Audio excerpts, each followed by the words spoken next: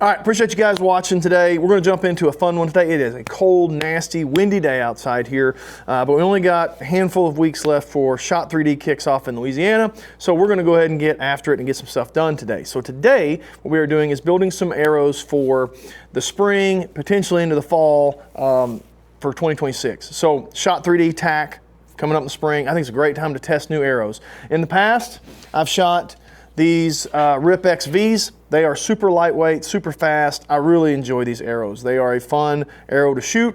Not a great arrow to hunt with. I've heard people doing it, but it's not necessarily the one I would want to hunt with. These are, I believe, 350 spine. These are the Elites 350 spine. I'll still shoot these probably at some TAC or Shot 3D in the spring, but they're really lightweight. They're like, let's see what they weigh. So 326 grains. I was even giving them the benefit of the doubt. So great arrow for TAC, Shot 3D, but if you don't want to have to buy 24 arrows, one for TAC and one for hunting, this probably ain't the one you want to go with, but it is a good one. This year for hunting, I shot two different arrows, an Ultra.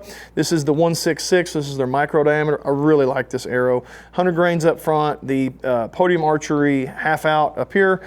These come in a little heavier than I wanted to be. These are 457, you know, right above 450. I really want to be under 450 for my hunting arrow, but really good. These are probably my favorite hunting arrows this year. I've been shooting these Easton Axis long ranges for a long time. They're coming in right at 400, a little on the light side. So I don't have anything that like I would say is perfect, right where I want it to be. I've got some that are pretty close as far as hunting goes. So here's my plan this year. So this year I'm going to use the Victory HLRs. These are the 300 spine. They're a little stiffer than I've been shooting. I've been shooting 350s, but I do think you're better off to err on the side of a stiffer arrow if you can. I know MFJJ has said that quite a few times. These are Elites, 300 spine. I think with the GPI on these, I can get them under 400 with a 100 grain tip. We're gonna see, fingers crossed, that's the plan. I'd like to be under 400 with a 100 grain tip for Shot 3D, TAC and all that, and then be able to put 150 grain tip in the front for deer season and be up in that 420 range is where I really want to be, around that 420, 425 range. So that's the plan, that's the goal. We're gonna see if we can get it done today. They are a beautiful arrow. They were really hard to find around here last year. So 0.204 diameter, looks sweet. Let's see if we can get them built. All right, so I've got my own arrow saw, so I'm gonna cut these here, but if I didn't, I could take these to a shop and for 50 cents a piece, they'd cut them, so $6. Or if I bought them from the shop, they would probably cut them for free, generally how it works. So I'm going to use the exact same length that I used on the Rip XVs. So I'm just gonna line a Rip XV up here, come down here to where the collar is and just make a little mark. We'll cut that one, get it set, and then we will cut the rest at that same length.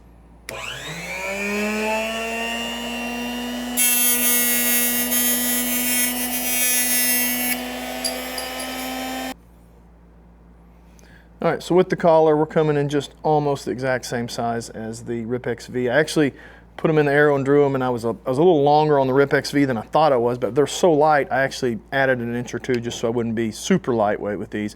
So this is a good common ground here to be just a touch shorter, but not too much. So we're gonna get the rest of them cut and get them wrapped and fletched up and ready to go.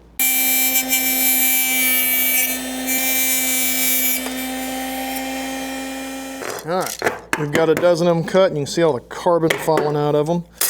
We're going to square them next, the G5 squaring flip or whatever it's called. Just give them a little bit of extra. We'll do the outsert side first, and then we'll go back and do the knock side, so they both sides will get squared off. All right, so the other thing, as we do the knock side, that's important and all, but we're also going to line up the knock to the spine align mark. So I'm going to run them currently to where when I clip on the string, the spine align mark is up, okay? I don't know if that's necessarily right or wrong, but I want them consistent. So if one's up, the first one is spine align marked up, I want them all spine align marked up, and just so they're consistent. Maybe out's better or to the side is better, I don't know. But it's easy to make sure up and down is where the mark is. So that's what we're gonna go with.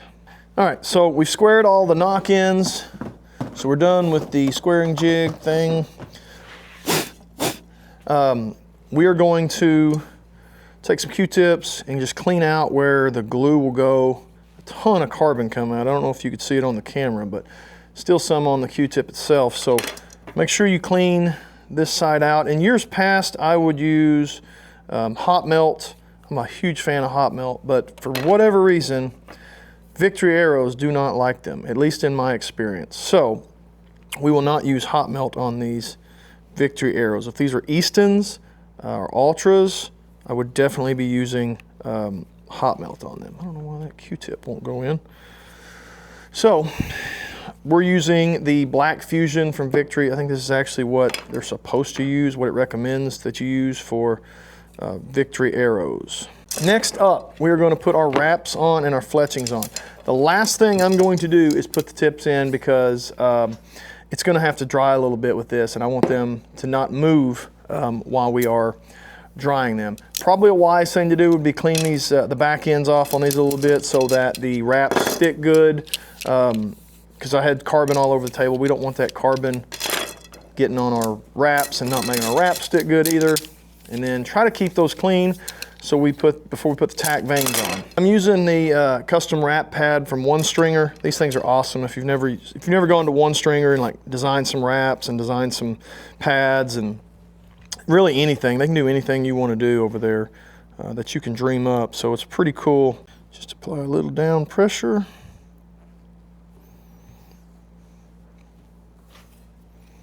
All right, first one's done. 11 more to go. All right, we got a dozen arrows. We've got, let's see, 7 in fluorescent orange and 5 in white. I have 5 for my quiver. The rest of these will be practice arrows. Obviously, it's an easy fix. If I just want to pop those off, I can put whatever I want on there. So let's get the wraps put up and we'll get ready to start fletching arrows. A 3 fletch with a slight left offset, straight, no helical for these TAC veins. They are stiff. If you try to get crazy on the helical, it doesn't work very well. So we're going to do straight clamp, slight left offset. Always use TAC glue and TAC primer every time, no matter what. If you have issues, which I've never really had issues, if you're having issues, it's probably because you're not using their primer pin and their glue. They are designed to go together. So my glue bottle that I had, that was in the package that I guess I put back in the package, is just almost empty. So I might have enough to do 1 arrow. And then I'm gonna have to just go get some more.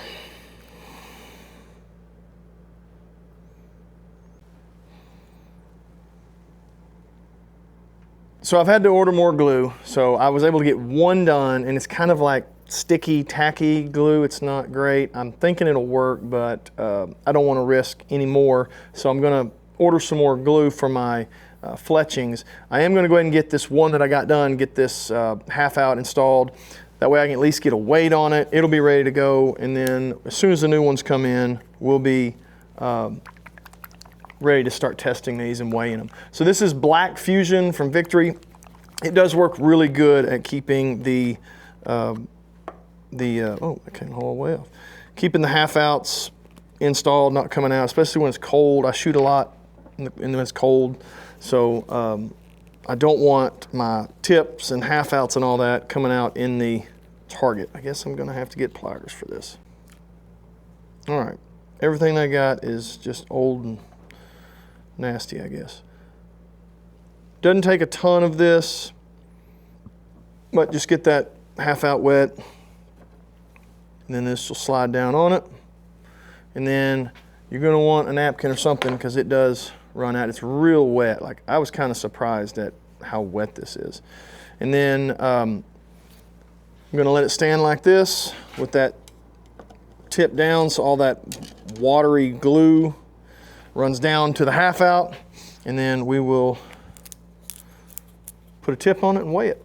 All right, so I've got all of them over there drying. the half outs or inserts, whatever you want to call them. This is the one that actually had enough glue for fletchings.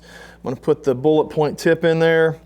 It's got the half out on, it's fletched up. This would be like a totally complete arrow. We're going to see what it comes in and weighs with a 100 grain bullet tip. I need a little bit wider tip. These are 932s. I need them a little bit wider. You can kind of see 932 is going to catch a little bit there on penetrating targets. So I'll have to get some different tips, a little bit bigger than 932, but nonetheless, it'll still be 100 grains. So let's see what this arrow is going to weigh.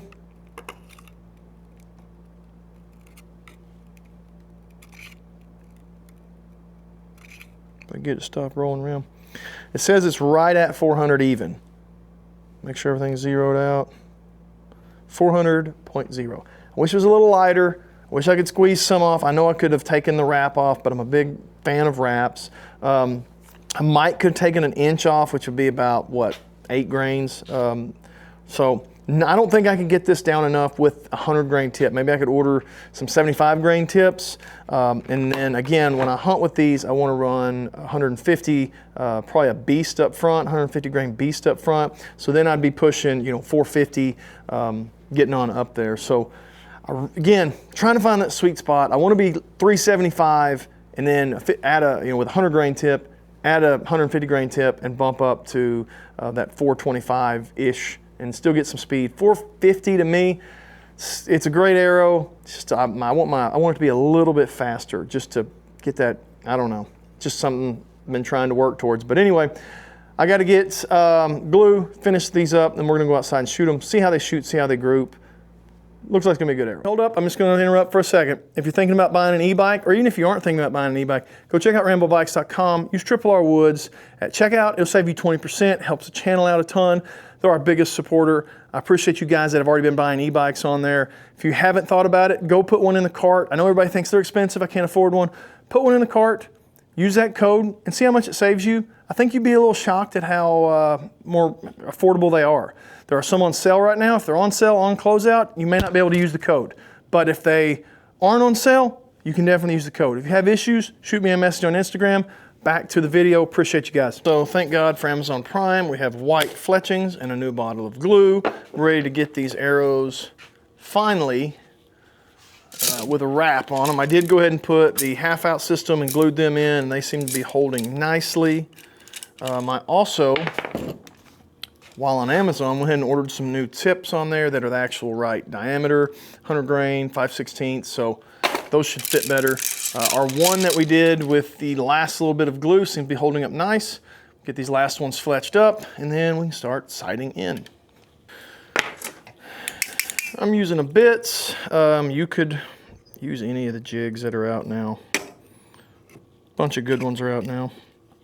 Just filling this channel up, and I go a little over the top. I'd rather have too much and wipe away some excess than not enough and it not stick great. So to each their own on that, but going pretty heavy on the TAC glue and then just keeping some Q-tips there to wipe away the excess has worked well for me. So I just keep on doing it. Give our jig a wipe down. Rotate, and I've got a ton of videos on fletching with TAC vanes, so if you're interested in fletching with TAC vanes, you can go back and see some of those other videos more detailed, and I've got different methods. If you were going to do a little more aggressive helical, you might sand the channel a little bit, and it seems like they're a little bit more flexible if you hit that channel with some sandpaper, but all right, there we are. Take a Q-tip and I just run it up the edge of that channel, just wiping off the excess glue. Normally I've got enough in there I don't have to dab the front and back, but if for some reason I needed to, I would put a little dab at the front and a little dab at the back. But since I go pretty heavy on the glue, it's not really a problem I've had. So we've got them all fletched up. I'm putting these little Amazon tips on there. These are 5/16 100 grains from Amazon. They're like $7 or $8 for a dozen of them. They've got the O-rings on them. They're pretty sweet, actually. That might be my go-to tips. We'll see how they hold up, but wrap and fletching jobs turned out good. No issues there. You'll see how these marry up with this half out, just about perfect. I don't know if you can see that or not, but really good, clean finish, and those O-rings, I'm really hoping will keep them from working their way out. So we're gonna let these dry, and you can kind of see. We're gonna let them dry, and we're gonna tune them up to this bow.